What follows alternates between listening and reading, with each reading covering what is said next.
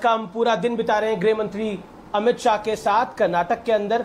अमित शाह जी, आज हमने पूरा दिन आपके साथ बिताया। एक सवाल जो कि बार बार भारतीय जनता पार्टी उठा रही है कि कांग्रेस पर तुष्टीकरण का आरोप लगा रही है। आपने हमारे पहले एक साक्षात्कार में भी बोला कि कांग्रेस तुष्टीकरण कर रही है। कांग्रेस मुस्लिम्स को आरक्षण की बात कर रही है 4%। अब तो के रहमान खान ने बोला है कि 6% आरक्षण भी दे सकती है कांग्रेस अगर सत्ता में आई। देखिए, कांग्रेस तुष्टीकरण की राजनीति आज से नहीं सालों से कर रही है। हमारे संविधान की व्यवस्था में धर्म के आधार पर आरक्षण का कोई प्रोविजन नहीं है। धर्म के आधार पर आरक्षण संविधान सहमत नहीं है। इसलिए मेरा स्पष्ट मानना है कि कांग्रेस मतदाताओं को बहकाने के लिए कह रही है। वो ना कर सकते हैं ना कर पाएंगे। लेकिन जो आपने फैसला लिया, आपकी सरकार ने जो फैसला लिया, वो भी चुनाव से ठीक पहले ही फैसला लिया।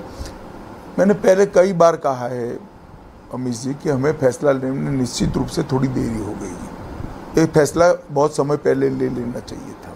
मुस्लिम आरक्षण सिर्फ कर्नाटक की बात नहीं है, तेलंगाना में भी है। क्या आपको लगता है वहां उस राज्य में भी ये बड़ा विषय होगा? निश्चित रूप से तेलंगाना में भारतीय जनता पार्टी की सरकार बनने के बाद वहां पर भी हम मुस्लिम आरक्षण को समाप्त करेंगे। बजरंग बली यानी बजरंग दल का जो विषय है वो सिर्फ अब कर्नाटक तक सीमित नहीं है, वो उत्तर प्रदेश भी चला गया है, वो उत्तराखंड भी चला गया है, वो मध्य प्रदेश राजस्थान भी चला गया है, छत्तीसगढ़ भी चला गया है। एक पैन इंडिया इस पर रिएक्शंस देखने को मिल रहे हैं। आपकी रोड शोज में भी हमने देखा, वहां पे मैं भी बजरंगी के युवा जो है वो पोस्टर लेके घूम रहे हैं। और क्या आपको लगता है कि देश का विषय बन रहा है? देखिए, जिस तरह से कांग्रेस ने अपना घोषणा पत्र में हनुमान जी के नाम को अपमानित करने का प्रयास किया है, बहुत स्वाभाविक रिएक्शन इस देश के युवा और इस देश की जनता का आएगा ही आएगा। हनुमान जी के प्रति देश के कोने कोने में अटूट श्रद्धा पड़ी हुई है जी। ऐसे गुणों का व्यक्तित्व 10,000 साल के इतिहास में ढूंढ पाना ही संभव नहीं है। और उसके लिए इस प्रकार का अपमानित करने वाला घोषणा पत्र में जिक्र मैं नहीं समझ पाता कि कांग्रेस ने क्यों किया है। अब जनता का जो रिएक्शन है बड़ा स्वाभाविक रिएक्शन। पीएफआई और बजरंग दल को इक्वेट करना, देखिए, मैं तो इतना ही कह सकता हूं कि पीएफआई पर बैन हमने सोच समझ कर रखा है। पीएफआई देश विरोधी गतिविधियों में लिप्त पाई गई और आतंकवाद के प्रथम चरण तक उनके पहुंचने के सारे पर्याप्त सबूत सरकार के पास है। तब जाकर हमने इस पर बैन लगाया है। अब तुष्टीकरण करने के लिए कि पीएफआई पर बैन लगाया है तो बैलेंस करने के लिए भी कर दो। मैं नहीं मानता ये ठीक राजनीति है। बजरंग दल के कांग्रेस मैनिफेस्टो में उसका जिक्र होने से, उसका नाम लिखे आने से एक पोलराइजिंग इफेक्ट इलेक्शन में देखने को मिल रहा है। मुझे अभी तो आप पर बहुत इफेक्ट दिखती है। नहीं, मैं इसलिए ये सवाल पूछ रहा हूं क्योंकि यूसीसी की बात भारतीय जनता पार्टी ने करी। कांग्रेस कहती है कि ये एक पोलराइजेशन की कोशिश है लगातार। मैंने नहीं सुना कांग्रेस ने कब कहा, मगर कांग्रेस ने अगर ये कहा है तो ये जवाहरलाल नेहरू जी पर आरोप है, सरदार पटेल और मौलाना आजाद पर आरोप है। क्योंकि कॉमन सिविल कोड इस संविधान सभा का इस देश की विधायिका और इस देश की संसद को गाइडेंस है, मार्गदर्शन है। संसद के आर्टिकल के अंदर इसका जिक्र किया गया है कि इस देश में जब भी अनुकूल समय आए तब देश की विधायिकाओं ने और देश की संसद ने इस देश में कॉमन सिविल कोड लाना चाहिए। चुनाव से ठीक पहले यूसीसी का आना आपको नहीं लगता? चुनाव के पहले नहीं आया है। उत्तराखंड, गुजरात, उत्तर प्रदेश, तीनों भारतीय जनता पार्टी की सरकार ने इस पर फैसला लिया है। तो हमारा जब चुनाव आएगा तभी घोषणा पत्र में आएगा, इसके पहले कैसे आ सकता है? पर कर्नाटक में 4 साल से आप ही का शासन था। नहीं, जब हमने निर्णय कर लिया तब इसको हम जनता के एजेंडे के रूप में लोगों के सामने रखें। जी, अब इस चुनाव में हमने भाषा की मर्यादा को गिरते हुए देखा। मल्लिकार्जुन खड़गे कांग्रेस पार्टी के सर्वोच्च नेता हैं, राष्ट्रीय अध्यक्ष है, उन्होंने जो बयान दिया प्रधानमंत्री को लेकर, उसके बाद उनके सुपुत्र ने बयान दिया, क्या आपको लगता है कि उसका भी एक इम्पैक्ट है? जरूर है। जब भी कांग्रेस के नेताओं ने मोदी जी के लिए स्तर बगैर की भाषा का प्रयोग किया है, भारतीय जनता पार्टी और मजबूत हुई है, मोदी जी के प्रति लोगों का प्यार और बढ़ा है।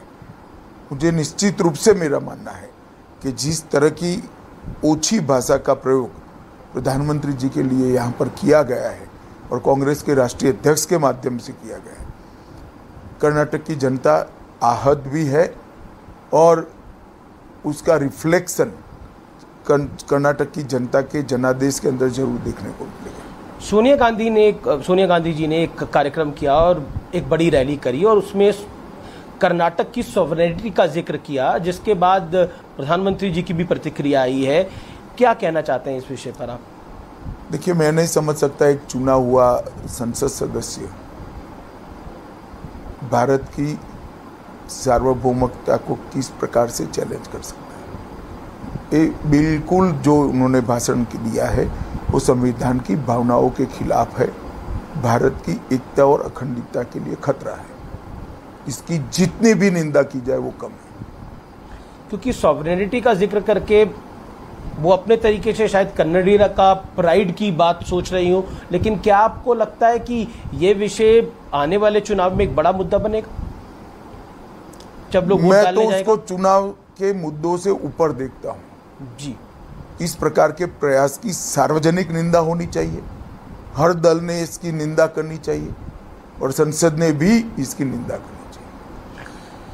सोनिया गांधी ने एक और बात कही थी, उन्होंने बोला था कि भारतीय जनता पार्टी ने डकैती डालकर हमारी सत्ता को हथिया लिया जब उनकी सरकार गई, जब उन्होंने एक जॉइंट सरकार बनाई थी 4 साल पहले।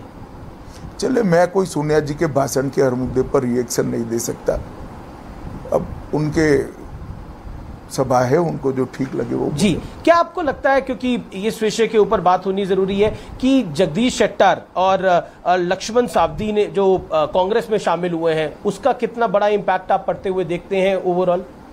कोई असर नहीं है। ये दोनों लोग अपनी अपनी सीट में बड़े मार्जिन से चुनाव हार रहे हैं। एक सवाल कि भारतीय जनता पार्टी का सीएम कैंडिडेट अनाउंस करके जा रही है बसवराज बोम्मई को चुनाव के अंदर। अरे भाई, बसवराज जी हमारे मुख्यमंत्री है ही, वो मुख्यमंत्री है। अब क्या घोषणा आगे भी वही बनेंगे? नहीं, आगे कौन बनेगा वो बात की बात है, अभी एक मुख्यमंत्री है ही। एक फिल्म आई है द केरल स्टोरी, उसको लेकर बहुत सारी प्रतिक्रियाएं आ रही हैं, दो तरफ से दो तरह के व्यूज आ रहे हैं।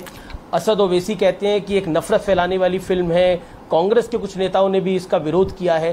क्या कहना चाहते हैं आप? देखिए, मैं मानता हूं कि ये सामाजिक समस्या है और देश ने और राजनीतिक दलों ने सामाजिक समस्याओं को आंख मूंद कर नहीं देखना चाहिए। इसका सामना भी करना चाहिए, इसके समाधान भी ढूंढने चाहिए। सहानुभूति वृत्ति से सामाजिक समस्याओं का सामना नहीं किया जा सकता। जी, मेरा अगला सवाल है, क्या जिस तरह से बार बार कांग्रेस पार्टी कहती है कि विपक्ष समूचा कहता है कि सारी एजेंसियां उनके खिलाफ लगा दी गई हैं और उसका भी एक असर होता है जब चुनाव में जाता है कोई, तो उसको आप कैसे देखते हैं? चलिए 13 तारीख को देखिए क्या असर होता है। मेरा आखिरी सवाल होगा, आज हमने आपके साथ पूरा दिन बिताया, आपने भी अपने कई कार्यक्रम पिछले काफ़ी दिनों से आप कर्नाटक में आए, कार्यक्रम करे, लगभग 50 कार्यक्रम आपने करे हैं। मैं जानना चाह रहा हूं कि आपकी रिपोर्ट क्या कह रही है, कितनी सीटें बीजेपी को आ रही हैं? देखिए, हम पूर्ण बहुमत के साथ